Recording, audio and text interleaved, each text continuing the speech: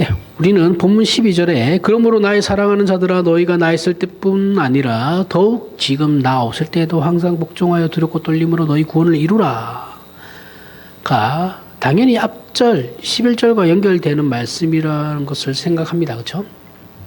예수 그리스도의 낮아지심과 섬김과 순종 그리고 죽음, 이것이 하나님께서 예수 그리스도를 높여 모든 이름 위에 뛰어난 영광으로 세우신 그 길입니다. 낮추고 순종하며 섬기고 희생하며 죽는 게 하나님 나라에서는 가장 가치가 있는 것이고 하나님께서 기뻐하시는 하나님의 영광이라는 겁니다. 그래서 본문 12절 말씀은 우리가 지난 시간에 살펴봤듯이 바울이 있든 없든 그의 도움이 있든 없든 세력을 모으지 않아도 언제나 할 수 있는 일, 우리 신자가 죽는 것, 그 일을 하라는 거예요. 우리는 뭔가 하려면 이렇게 막 무리를 모으잖아요. 그죠? 예를 들어서 교회, 한국교회는 그런 거 잘하잖아요. 모여가지고 뭘 하자. 모여가지고 뭘 하자. 그걸 해야 하나님의 일이라고 생각하는 거예요. 그래서 다른 거 직장 또 하루 쉬고 휴가까지 내가면서 와가지고 교회 봉사하러 가고 이렇게 하잖아요. 그죠? 그거 하지 말고 너부터 죽어라는 거예요. 이해하시죠? 무슨 말인지. 너도 안 죽고 있는데 뭘?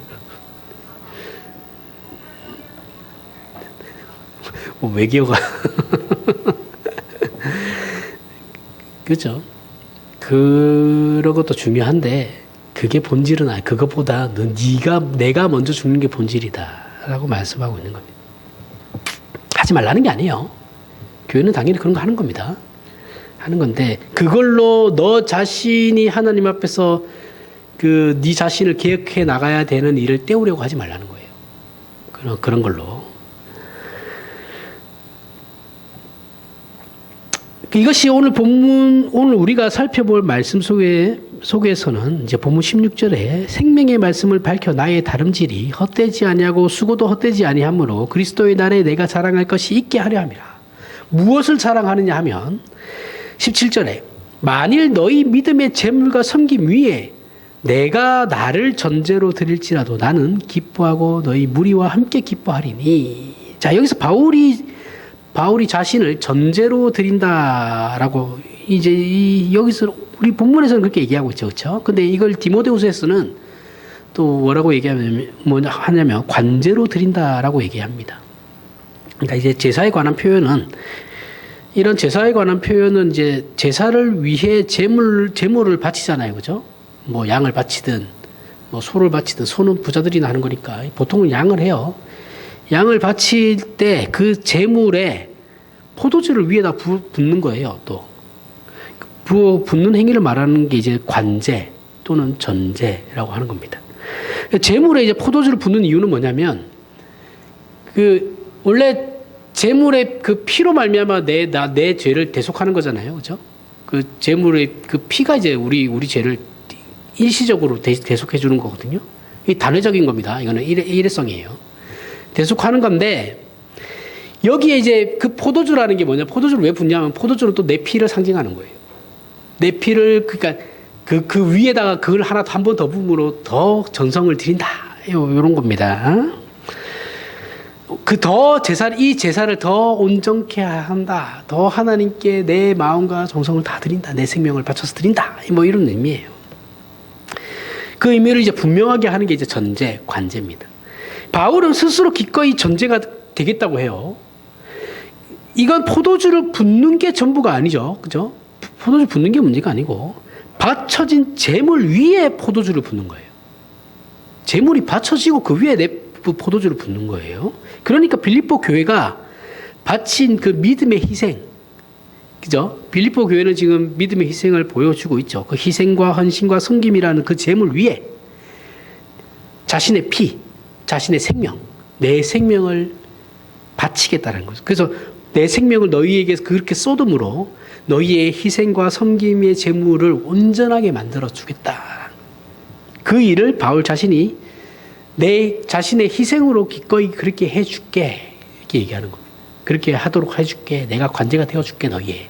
너희가 하나님께 바치는 그 희생의 제물, 그 섬김의 재물을 더 온전하게 하기 위해서 내 생명을 너희를 위해서 바치겠다라는 거예요. 이게 빌립보서 1장에 가면 서두에 이런 얘기가 나오죠. 1장 3절에서 5절에 내가 너희를 생각할 때마다 나의 하나님께 감사하며 간구할 때마다 너희 무리를 위하여 기쁨으로 항상 간구함은 너희가 첫날부터 이제까지 복음을 위한 일에 참여하고 있기 때문이라. 그죠? 너희가 첫날부터 이제까지 복음을 위한 일에 너희가 참여하고 있다, 헌신하고 있다, 섬기고 있다라는 말이죠. 빌립보 교회는 바울과 긴밀한 협조 관계에 있던 교회입니다. 그들은 자신들의 교회와 자신들의 구원에 대한 책임을 훨씬 상회하는 그 바울의 사역에 깊이 참여하고 있어요. 그래서 7절에 보면 내가 너희 무리를 위하여 이와 같이 생각하는 것이 마땅하니 이는 너희가 내 마음에 있으며 나의 맹인과 복음을 변명함과 확정함에 너희가 다 나와 함께 은혜에 참여한 자가 됨이라. 자, 빌립보 교회는 바울이 투옥되자 외면하지 않았어요. 외면하지 않고 함께 염려하며 위로하고 격려와 걱정을 함께 해요. 하고 있습니다. 빌립보 교회는 자신들이 바울과 아주 긴밀하게 묶여 있다는 것을 믿고 있어요. 그리고 지금 자기들 교회 안에서 벌어지는 그 복음에 관한 여러 가지 혼란과 그리고 걱정과 위기들에 대해 그 책임을 스스로들도 인식하고 그리고 얘기하고 있습니다. 이걸 본문 빌립보서 2장 17절식으로 얘기하면 그래서 만약 바울 자신이 죽는다고 한다면 내가 감옥에서 죽는다고 한다면 그 죽음은 빌립보 교회가 바울의 복음에 함께 참여하여 간 그 길의 절정이 될 것이다. 너희가 하나님의 나라를 위해서 섬기고 희생하는 그 모든 일의 그 절정은 내 죽음으로 말미암아 이루어질 거다라는 거예요. 기꺼이 죽겠다라는 거예요. 너희를 위해서 난 죽을 준비가 되어 있어. 그게 너희의 섬김과 희생을 온전하게 만들어줄 거야 라는 겁니다. 이 목사들 이 말씀 좀 새겨 들어야 됩니다. 그죠? 교회가 자기 주머니가 아니잖아요. 그죠? 뭐 20억 횡령하고도 버젓이 교회에 나와가지고 교회 박살내놓고 최근에 그 감리교회가 유명한 감리교회 있어요. 마산에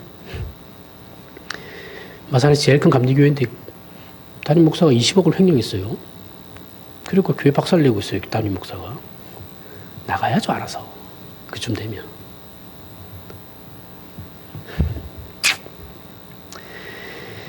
빌립보 교회가 예수 그리스도의 희생과 바울 자신의 희생을 잇는 길에 그리스도의 희생과 바울 자신의 희생을 잇는 길에 들어와 있어요. 그 길에 동참하고 있기 때문에 만약 바울 자신이 죽는다면 감옥에서 죽는다면 복음으로 말미암아 동역자 된 빌립보 교회는 하나님 앞에서 자신들이 누구인지를 알게 될 것이고, 그죠? 바울이 누구인지를 아는 게 아니에요. 바울의 목적은 자기가 죽음으로 말미암아서 빌립보 교회가 더욱더 하나님이 누구이신지를 알기를 원하는 거예요. 그죠? 알게 될 것이고, 더 분명하게 알게 될 것이고, 바울의 헌신은 그렇게 해서 완성될 거다라는 거예요. 내가 죽는 것으로 말미암아 내 죽음이 너희로 예수 그리스도가 누구이시고 하나님이 누구신가를 더욱더 분명하게 알게 하는 것에 내 죽음의 가치가 있다는 거예요. 그것으로 말미암아 너희의 신앙이 너희의 헌신이 완성될 거다. 멋있죠? 저도 못합니다, 이런 거. 못해요. 이렇게까지는 아직 저는 각오가 그렇게까지 내가 이거 할 수 있을까? 이런 생각 들거든요. 제가 얘기했잖아. 바울만큼 훌륭한 사람 없습니다. 어떤 완성이냐? 신앙을 지킨다는 것이 죽어나가는 일이라는 걸. 신앙을 아까 앞에서도 얘기했잖아요. 신앙을 지킨다라는 건 내가 죽는 거예요. 그죠? 내 자신이 죽는 건데 그 내 자신이 죽는 일이라는 것을 그 일이 바울의 죽음으로 절정에 이루고 온전케 된다는 거예요. 예수 그리스도의 죽음이 그러하듯이 바울 자신이 죽음의 길로 가고 있는 것이 빌립보 교회와 바울과의 그 긴밀한 협조 관계의 내용이고 처음부터 지금까지 함께한 사역이며 앞으로 나아갈 길이라는 말입니다. 빌립보서 4장 4절에서부터 6절에 주 안에서 항상 기뻐하라. 내가 다시 말하노니 기뻐하라. 너희 관양을 모든 사람 앞에 너희 모든 사람에게 알게 하라. 주께서 가까우시니라. 아무것도 염려하지 말고 다만 모든 일에 기도와 간구로 너희 구할 것을 감사함으로 하나님께 아뢰라. 자, 여기서 기쁨과 감사가 나오는 이유는 관용에 연결되어 있기 때문인 거예요. 자, 기쁨과 감사라고 하라는 이유가 뭐예요? 관용해라. 너희가 관용해라라는 것과 연결되어 있기 때문에 그런 것이죠. 그죠? 믿지고 고난 받으며 손해보고 희생하는 것이 너희의 복된 길이다라는 거예요.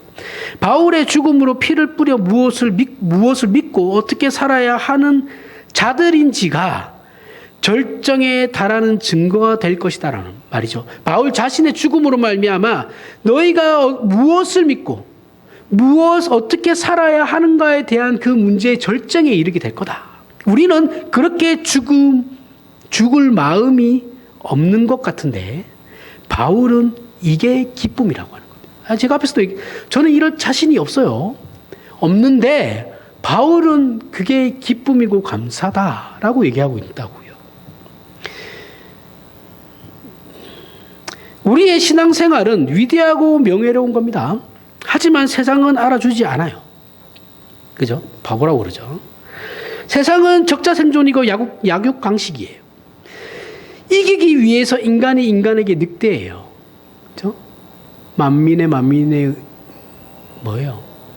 이걸 또 까먹었어요. 하여튼 홉스가 얘기한 건데 인간이 인간에게 친절하지 않아요. 이건 예수를 안 믿어도 아는 거예요. 그 사람이 뭐 예수 믿었겠습니까? 안 믿었어요.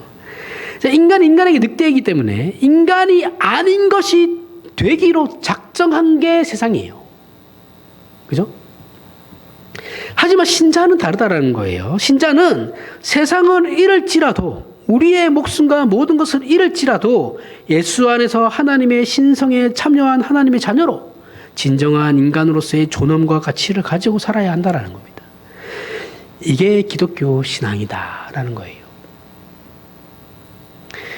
만약 이 길이 기쁨과 감사가 아니라면 우리는 세상을 이길 수 있는 방법이 없어요. 그러나 우리가 이런 믿음을 가졌다고 그러면 하나님 나 이제 그런 믿음 가졌으니까 나는 이제 모든 것에 통달하고 모든 것에 해탈해 있는 사람 존재가 되겠죠. 아니에요. 고통이 면제되지 않습니다. 우리가 그런 믿음을 가졌다고 해서 우리에게 다가오는 고통과 환난이 면제되는 게 아니에요. 그리고 이런 믿음을 가졌다고 초월적인 어떤 기적으로 우리의 소원이 이루어진다라는 약속은 성경에 없어요. 하나님 내가 내 목숨까지도 바칠 각오가 되어 있습니다. 라고 한다고 해서 하나님께서 기적을 베풀어서 나의 모든 소원이 이루어지는 그런 거는 구라예요.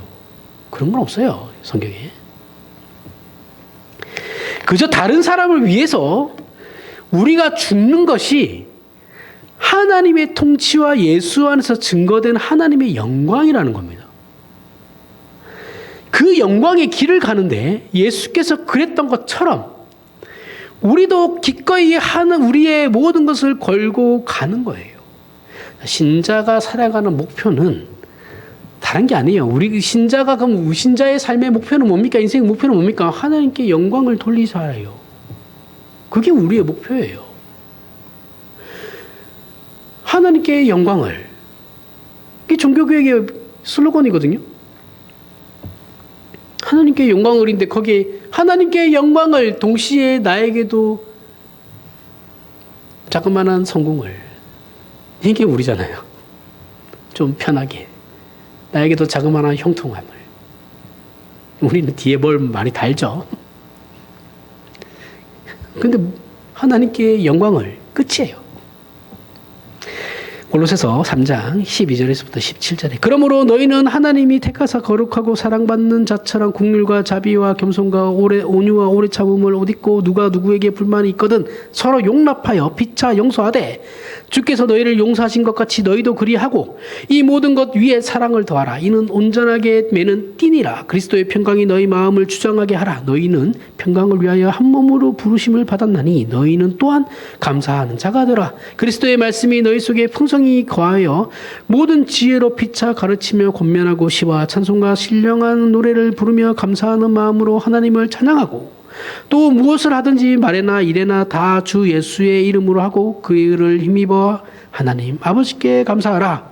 자, 앞에 있는 너희는 하나님이 택하사 거룩하고 사랑받는 자처럼이라는 조건 속에 긍휼과 자비와 겸손과 온유와 오래 참음과 서로 용납하고 용서하며 모든 것 위에 사랑을 더하라고 요구되고 있는 거죠. 그죠? 사랑받는 자처럼 하나님께 택함 받고 하나님께 사랑받는 자처럼이라는 것의 조건 속에는 요게 들어간다라는 거예요. 이것은 하나님의 자녀이기에 요구받는 겁니다. 하나님 자녀가 아니면 상관없어요. 마음대로 살든 말든 뭐 어떻게 살든 그래서 그게 유기된 자들이라고 하는 거예요. 뭐 유기된 자라는 표현이 너무 좀 심하지 않냐라고 해서 자꾸 이 용어를 안 쓰려고 해요. 유기된 자는 유기된 자예요. 어떻게 써요? 어떻게 해요? 그러면 뭐 불편하다. 어쩌라고요? 불편하면 불편하라고 얘기하는 건데 이런 걸 자꾸 기독교가 타협하려고 하면 안 됩니다. 유기된 자는 유기된 자예요. 근데 그게 누군지 우리는 모르죠. 그죠? 그 대상이 누구인지는 모르기 때문에 우리는 모든 자를 앞으로 신자가 될 사람처럼 대해야 되는 거지. 유기된 자가 아닌 사람이, 유기되지 않은 자가 없다라는 게 아니에요. 유기된 자는 유기된 자예요. 이것은 우리 앞에 또 얘기했지만 하나님의 자녀이기에 당연히 우리에게 요구되고 있는 겁니다. 그리고 신자이기 때문에 할 수 있는 거예요. 반대로. 그러나 세상은 이걸 필요하지 않죠. 이게 왜 필요해요? 세상은 내 마음대로 살아가면 되는데. 내가 주인인데. 그리고 15절에서 보듯이 그리스도의 평강이 너희 마음을 주장하게 하라라고 함으로써 이 일은 세상적 시각과 관점을 가지고는 할 수 없다라는 거예요. 세상의 관점을 가지고 하나님의 이러한 골로새서에 나오는 이 내용을 하려고 하면 절대 못합니다. 안 돼요. 예수 그리스도의 평강은 기꺼이 아버지의 뜻을 이루기 위해서 이 땅에 오신 십자가를 지신 그분의 순종이에요. 예수께서 하나님께서 기뻐하시는 일을 행함으로 말미암아 하나님께서 예수 그리스도를 혼자 두지 않으셨습니다. 이것이 아니라면 예수를 믿는다는 말은 다 거짓말이에요. 우리는 기독교 신앙을 가질 때 처음에는 다 어떤 특별한 경험을 해요. 경험이나 어떤 이해로 시작을 하죠. 그죠? 경험을 했거나 특별한 경험을 했거나 아니면 그런 거구나 하고 이해함으로 말미암아 시작돼요. 물론 그 경험들이라는 것도 사람마다 다 다르죠. 이해나 경험이라는 것도 다 가지각색이에요. 일관성 있지 않아요. 이때 하나님께서 우리에게 하나님이 세상보다 더 큰 주인이시다라는 것을 알게 하려고 그 초신자의 기도에 웬만하면 다 응답해 주십니다. 그죠? 그래서 내가 처음에 교회에 나왔을 때 기도하면 기도 응답이 그렇게 잘 돼요. 다 경험해 보셨을 거예요. 이상한 일들이 막 일어나요. 그래가지고 그렇게 해서 바른 신앙으로 넘어가야 되는데 그렇게 해서 그쪽으로 가버리면 이제 골치 아파지는 거죠. 웬만하면 다 들어주십니다. 이상한 거 아니면. 병을 고쳐주시기도 하고 형통한 길을 보여주시기도 합니다. 그러면서 세상이 주지 못하는 것을 우리에게 주심으로 그 목적이 뭐냐면 그럼 하나님께서 왜 그렇게 하시냐? 라면 그 사람들 성향을 파악하고 계시니까 이렇게 해서 하나님이 세상의 주인이시다라는 것을 알리시는 거예요. 그런데 그 다음부터 그 단계가 있어요. 이 단계가 지나가 나온 뒤부터는 기도 응답이 없어요. 그러한 그 초신자의 기적이 초신자의 그런 기도 응답이 계속 가든가요? 안 가요. 길어봐야 몇 년입니다. 1, 2년? 그 다음부터 기도 응답이 없어요. 교회 안 나오죠. 그러면 있죠. 그 이유는 뭐가 있었습니까? 자, 하나님께서 당신님이 누구이신지를 알리셨어요. 그죠? 그러한 기적 경험들을 하게 함으로 말미암아. 그거는 경험일 수도 있고 이해일 수도 있고 지식일 수도 있어요. 그래서 그러한 것으로 말미암아 하나님이 주인이시다라는 걸 이제 알리셨어요. 그럼 나도 그걸 인식했어. 하나님이 세상의 주인이 맞구나. 인정했어요. 그럼 그 다음에 단계가 이제 넘어가겠죠.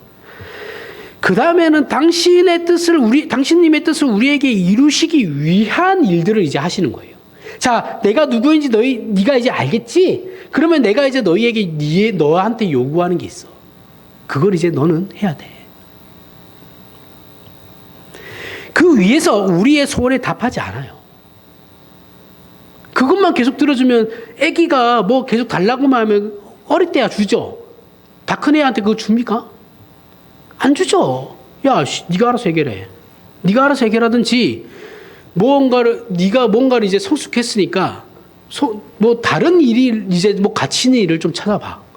이렇게 얘기하지. 언제까지 손가락 빨면서 엄마한테 뭐 부모님한테 얻어먹을 거야. 부모도 그 단호하게 끊을 수 있는 그게 부모 노릇이죠, 또.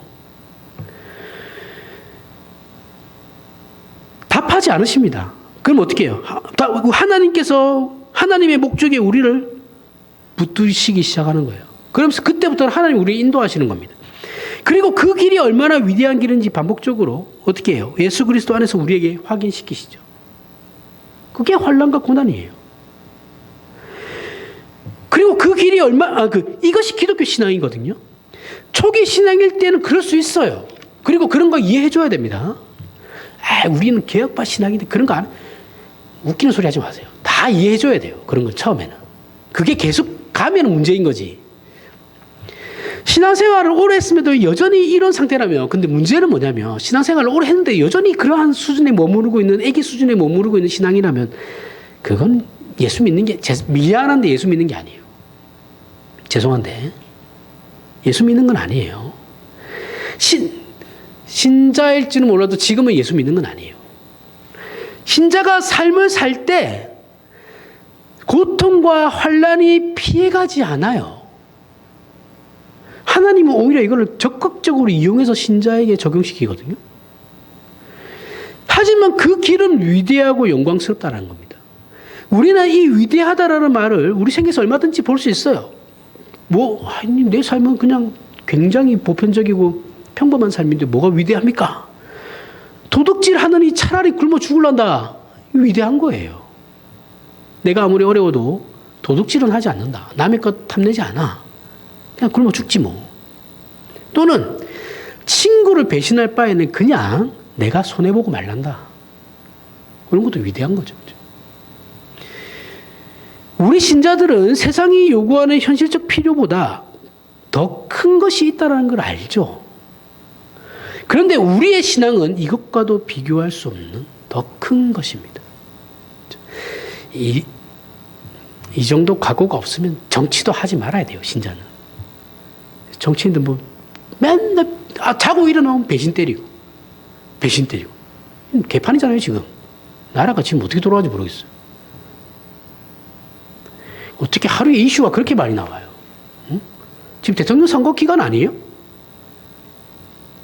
진짜.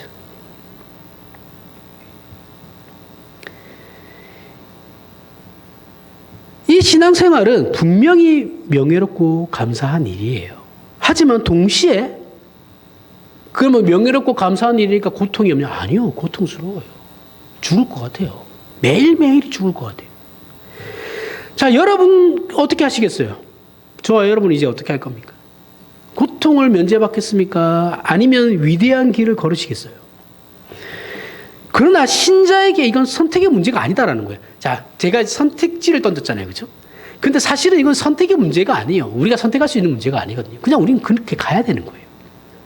그게 신자입니다. 왜요? 그럼 그 이유가 뭘까요? 왜 억울하게 해도 우리는 그렇게 가야 됩니까? 우리가 예수를 아니까요. 그게 싫으면 예수를 몰라야 돼요. 근데 우리는 이미 예수를 알아버렸거든요. 선택지가 없어요. 핑계도 못 대요.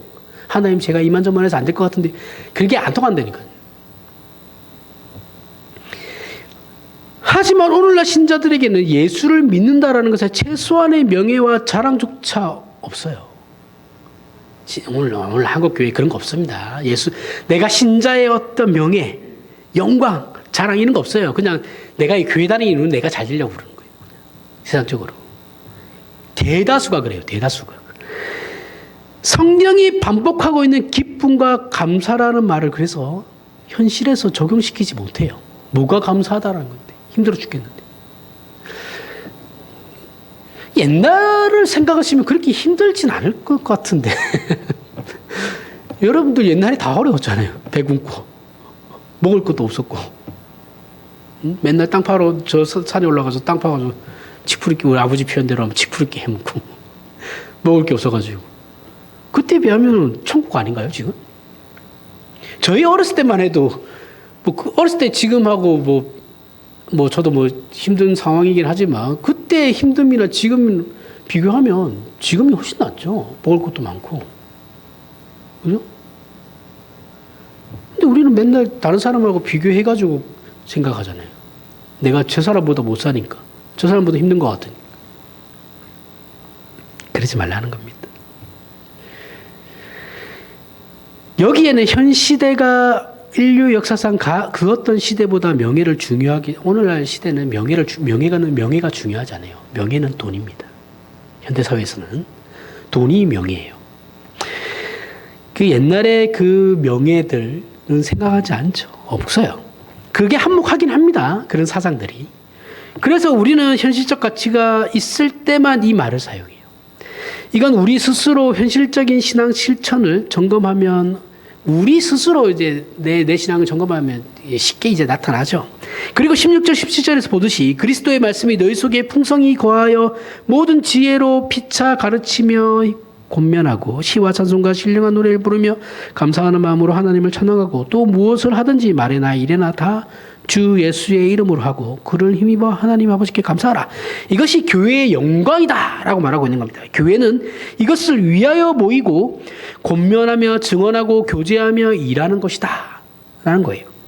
이 말씀을 로마서 12장과 연결해서 보면 로마서 12장 10절에서부터 13절에 형제를 사랑하여 서로 우애하고 존경하기를 서로 먼저 하며 부지런하여 게으르지 말고 열심을 품고 주를 섬기라. 소망 중에 즐거워하며 환난 중에 참으며 기도에 항상 힘쓰며 성도들의 쓸 것을 공급하며 손 대접하기를 힘쓰라.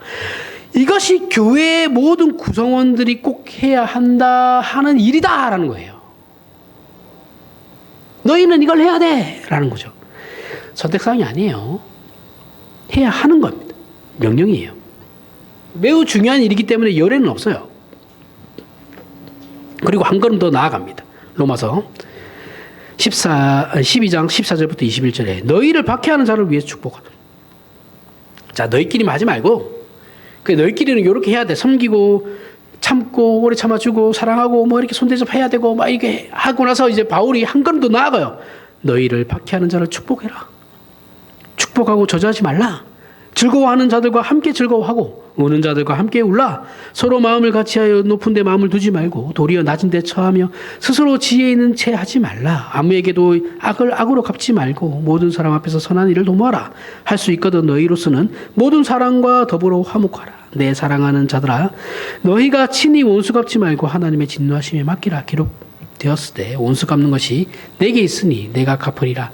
고 주께서 말씀하시니 내 원수가 줄이거든 먹이고 목마르거든 마시게 하라. 그리함으로 내가 숯불을 그 머리 위에 쌓아 놓으리라. 악에게 지지 말고 손으로 악을 이기라. 이게 무시무시한 명령입니다. 그런데 우리 신자들이 이 일을 하고 살아야 하는 존재들이다라고 말하고 있는 거예요. 그러니 얼마나 속이 상하고 인생이 힘들겠냐고요. 이게 그냥 되겠어요? 안 되지. 우리의 힘으로 견딜 수 없는 요구와 빛과 생명의 임무를 가지고 있는데 이게 너무 어려워요. 현대사회에서는 최소한의 도덕인 법과 상식조차도 지키기 힘들어요. 안 지키잖아요, 다들. 그죠? 성경은 너희를 박해하는 자를 저주하지 말고 축복하라라고 하거든요. 이걸 근데 어떻게 하냐고요. 그런데 저와 여러분은 이걸 해야 된다라는 거예요. 선택사항이 아니다라는 거예요. 그러니 교회 공동체 안에서는 서로 싸우지 말고 편들라. 서로 편들어줘라. 교회 공동체 안에서는 억울한 일은 당하지. 최소한 교회 공동체 안에서라도 억울한 일을 당하는 일은 없어야 된다라고 말하는 겁니다. 이 공동체 안에서는 진심이 통하고 연약한 것이 보호받아야 돼요. 우리는 함께 죽어야 하는 자들인데 우리끼리 싸울 이유가 없죠. 그죠? 예수 믿는 일에 가장 큰 시험이 있다면 그건 아마도 용서하지 못한다는 걸 겁니다. 우리는 옳다 틀렸다 이전에 같이 죽어야 하는 동지라는 걸 잊어서는 안 돼요. 그러니 교회 공동체 안에서 누가 신앙이 뭔지, 교회가 뭔지 다 이해하지 못하고 자꾸 다른 사람에게 대해서 이제 칼질하면 도망가지 마세요. 들어서 내가 교회 옮긴다. 그렇게 하지 마세요. 그 사람 때문에 왜 내가 교회로 옮겨야 돼요? 다 도망가 버리면 그러면 이 교회는 누가, 그 칼질하는 사람만 남아있는데? 교회를 따뜻하게 만들 사람이 필요하죠. 바울은 빌립보 교회에 대해서 내가 죽을지라도 겁낼 것이 없고 기쁘게 생각하는 것은 우리가 다 죽음의 길로 가는 길의 동지가 되었기 때문이다. 이 길은 감사와 기쁨의 길이고 영광스러운 길이다. 그러니 겁먹지 말고 서로 편들고 열심히 이 길을 가보자. 이렇게 말하고 있는 것이 오늘 본문입니다. 목사가 이상한 걸 가르치지 않는 이상은 교회를 굳이 옮길 필요는 없어요. 제가 얘기하는 건 목사가 언제나 그 이상한 얘기를 할 때 얘기입니다. 아니면 그 목사를 뭐 내보내든지 해야죠. 그런 가르침을 계속 받을 수는 없잖아요. 목사를 내보내든지 왜 교회가 쪼개져요? 그것 때문에. 목사 한 명만 나가면 되는 건데. 그럴 필요가 없죠. 뭐 어쨌든 교인들끼리는 잘 지내야 됩니다. 교회 안에서 자신의 부족함을 얘기할 수 없고 속상한 얘기를 할 수 없다면 그건 더 이상 교회가 아니죠. 재판장이에요. 여기는 사법 저기 서초동 재판장 되는 거예요. 개판 되는 거예요. 그러면 자신의 믿음이 흔들리고 세상은 신앙만 가지고는 살 수 없더라라는 말을 교회 공동체 안에서 할 수 있어야 됩니다. 여러분 신앙만 가지고 세상 살 수 있던가요? 그럼 목사들은 신앙을 가지고 살아야죠. 이렇게 얘기하죠. 어떻게, 그럼 당신은 그렇게 살아요? 말 같지도 않은 소리. 신앙을 가지고 살아야 되죠. 신앙만 가지고는 못 살죠. 돈도 있어야 되고, 물질도 있어야죠. 뭐, 다른 거 다 필요 없어요. 신앙만 있으면 됩니다. 그 거짓말이에요. 그렇게 얘기하는 목사도 이상한 사람이에요.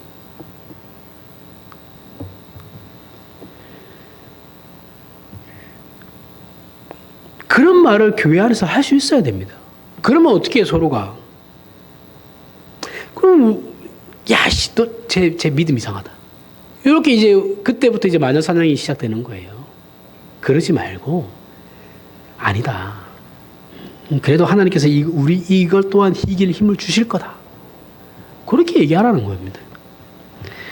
그렇게 위로와 격려를 해야지, 야, 씨, 그래가지고 그따위로 해서 되겠냐? 이런 말을 하지 말라는 거예요. 교인들끼리 그러지 마세요. 그건 목사만 하면 됩니다. 그런 건. 늘 얘기해요. 그건 목사가 그 일을 하라고 목사가 있는 거예요. 장로들도 원래 그 일 하라고 있는 거예요.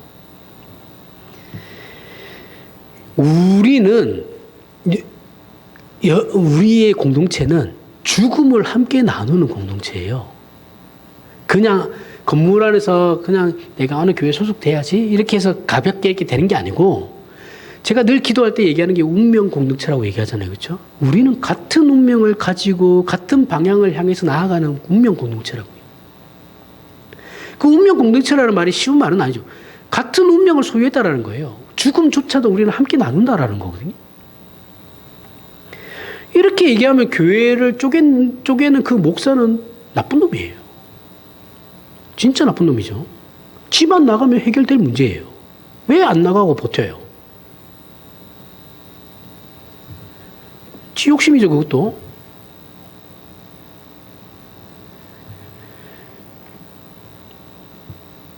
죽음 앞에서는 아무것도 아닌 삶도, 자, 보세요. 내가 내일 죽어요. 그러면 제가 볼 때 저기 살아있는 사람들 봤을 때 저들의 삶이 그냥 아무것도 아닌 삶인 것 같은데도 내가 내일 죽는다라는 것 때문에 저들의 삶이 굉장히 귀하게 보입니다. 그죠? 귀한 삶으로 여겨져요. 그런 건데 우리처럼 이 길이 하나님께서 요구하시는 영광된 길로서의 부름이라는 걸 아는 자들이라면 우리가 얼마나 더 넉넉해야 하는지를 고민을 해야죠. 생각해보면 죽음으로 가는 길인데 여러분들이나 저나 다 함께 죽음으로 나아가고 있는 길이에요. 우리는 지금 죽으려고 사는 거예요. 그죠? 안 죽는 사람 없잖아요. 우리의 결국은 죽음이에요. 그 뒤에 물론 내세가 있죠. 그죠? 천당으로 가겠지만 어쨌든 우리의 육체를 가진 우리의 몸의 결국은 죽음입니다. 죽음을 향해서 나가 태어나는 순간부터 죽음을 향해 가는 거예요. 뭐가 겁나겠냐고요. 그러면 어차피 죽을 건데. 그런데 죽지 않고 빠둥빠둥 살려고 하니까 이제 무섭기 시작하는 거예요. 두렵고 힘들기 시작하는 거예요.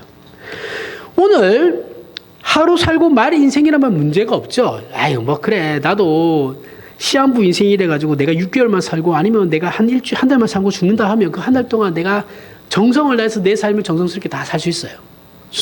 하나님께 전 100% 순종하면서. 근데 문제는 하나님이 여러 날 살려두시거든요. 언제 죽을지 몰라요. 그러니까 이게 안 되는 거예요. 그죠? 하루 이틀은 할 수 있죠. 한 달, 1년 정도는 할 수 있다고 봐요. 열심히 해. 근데 그게 넘어가도 야, 이거 안 죽네. 이거 어떻게 해야 되지? 그럼 이제 힘이 빠지죠. 얼마나 살아야 하는지 모르는 삶을 살아야 하니까 예수 그리스도처럼 계속해서 그런 식으로 예수 그리스도를 내 한평생 예수 그리스도처럼 살아야 한다고 하니까 이제 이거 쉽지 않은데? 이렇게 되는 거예요. 그러니 오히려 우리에게 그러니까 믿음이 동원되는 겁니다. 그러니까 짧은 인생이라고 하고 바로 앞에 얼마 뒤에 내가 죽는다고 하면 굳이 믿음까지 동원될 필요 없죠. 내 힘으로 그냥 할 수 있어요. 근데 언제 죽을지 모르고 여러 날 하나님께서 살려주시니까 내 힘으로는 할 수 없거든요. 그래서 우리가 하나님께 믿음을 요구하는 겁니다. 믿음이 그리고 동원되는 거예요. 성경의 증언들이 우리의 믿음을 격려할 수 있어야 돼요. 우리가 성경을 읽으면서 우리의 믿음이 격려를 받고 위로를 받아야 됩니다. 성경의 명령과 위로와 간증이 우리의 신앙 실천과 이해와 맞아떨어져야 돼요. 그렇지, 성경에도 이런 게 나오는구나. 내가 이걸 통해서 하나님의 위로를 받는구나. 내가 격려를 받고 있구나. 그럴 걸 살펴봐야 된다고요. 바울이 자신을 전제로 드리고 그것이 빌립보 교회의 믿음의 희생과 헌신과 섬김이 절정을 이룬다는 것. 정말 기가 막힌 얘기죠. 우리는 그렇게 예수 안에서 믿음의 동지라는 거예요. 바울이 훌륭하지만 바울이 빌립보 교회의 그 헌신의 그 제사 위에 제사를 온전하게 하기 위해서 자신을 생명을 전제로 드린다는 그 고백이 바울만의 것이냐라면 아니에요. 모든 신자는 바울 같아야 돼요. 모든 신자는 목사만 그래야 돼? 아니에요. 목사만 그러는 건 없어요. 세상에 그런 게 어디 있어요? 기독교 안에 그런 거 없습니다. 모든 사람이 다 동일해요. 모든 사람이 다 하나님께 사명을 받았고 모든 사람이 다 하나님 앞에서 왕같은 제사장이고 목사는 그냥 가르치는 자일 뿐이에요. 직분이 그래요. 직분은 계급이 아니에요. 동등합니다. 다 동등해요. 그냥 앞에서 가르치는 자일 뿐이에요. 그렇게 생각 안 하니까 문제죠. 그러니 우리의 존재와 인생이 감사와 명예로운 것임을 기억하셔야 됩니다. 그런 교회 공동체인 것을 또한 기억하셔야 돼요. 아무것도 아닌 것 같죠. 우리 교회가 그죠? 다 이제 떠나가고 갈 사람 가고 남아있는 이제 우리 몇 사람 되지도 않는 10사람도 되지 않는 이게 뭐야? 아니에요. 귀한 하나님의 공동체입니다. 숫자에 많고 적으면 아무것도 아니에요. 정말 아무것도 아닙니다. 진짜 그래요. 그게 싫었으면 다 목사들이 또 다 사람 많은데 갔겠죠. 그죠? 다 작은 교회에서 헌신하고 섬기는 목사들 많습니다. 그분들은 다 그 교회가 하나님의 교회로서 귀하게 생각해요. 여러분도 다 이 교회 사이즈는 본질과는 아무런 상관이 없습니다. 아무 상관없어요. 그래서 이 교회 공동체 안에서 우리의 부족함, 서로 간의 부족함, 다름을 용납하셔야 됩니다. 그리고 용납받아야 돼요. 서로 편들며 끌어안는 기독교 신앙의 진수가 우리 교회 안에서 나타나야 돼요. 그런 우리의 존재됨과 그러한 신앙과 신앙 공동체와 인생을 사는 저와 여러분이 되길 바랍니다. 기도하겠습니다. 하나님, 세상이 제일 무서워하는 것은 죽는 것입니다. 우리 신자가 가장 소원하는 것은 하루빨리 극치에 이른 하나님 나라에서 사는 것입니다. 무책임하게 도망가자라는 것이 아니라 우리는 이 세상에서 우리의 소원과 욕심이 없기 때문에 그런 것입니다. 그래서 우리에게 주어진 인생을 힘껏 신자로 살아가겠다고 작정한 자들이 저희입니다. 하지만 이것을 이겨낼 실력이 없습니다. 그러니 이것을 지켜낼 실력을 허락하여 주시옵소서. 죽음의 길을 함께 걷는 동지로서 서로 경청하는 마음과 끌어안는 실력을 편들고 용서하며 함께 웃을 수 있는 관용을 허락해 주시옵소서. 그리하여 하나님께서 세우신 교회 공동체가 진정한 명예와 영광을 누리게 하여 주시옵소서. 예수님 이름으로 기도합니다. 아멘.